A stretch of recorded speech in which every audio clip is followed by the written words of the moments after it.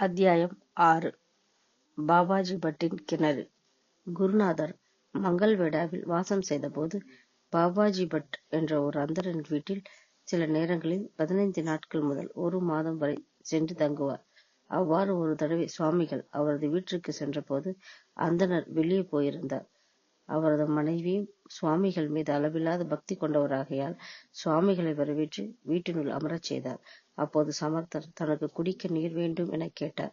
அம்மணியும் ஒரு நிமிடத்தில் வெளியே செல்ல ஆயத்தமானார். அதை பார்த்த குருநாதர், வீட்டிலேயே கிணறு இருக்கையில் ஏன் வெளியே செல்கிறாய் என்று வினவ, அம்மணியோ தனது வீட்டில் கிணற்று நீர் வற்றி தமது வீட்டில் உள்ள கிணற்று நீர் வற்றி நெடுநாள் ஆகிறது.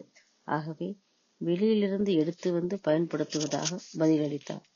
ஆனால் சமர்த்தரோ, வெளியே போகாதே, உன் கிணற்றிலேயே நிறைய தண்ணீர் இருக்கிறது, வா உனக்கு காண்பிக்கிறேன் என்று கூறி விறுவிறுவென்று கிணற்றை நோக்கி விரைந்தார். அம்மனையும் பின்தொடர்ந்து சென்று பார்த்தபோது அவரது கண்களை அவராலேயே நம்ப முடியாத அளவுக்கு கிணற்றில் நிறைய தண்ணீர் இருந்ததைக் கண்டு பூரிப்படைந்தார். பின்பு சுவாமிகளின் ஆணைப்படி நீரை இறைத்து சமர்த்தருக்கு அர்ப்பணம் செய்தார். அந்த நீர் முன்பை விட மிகவும் சுவையானதாகவும் தெளிவாகவும் இருந்தது.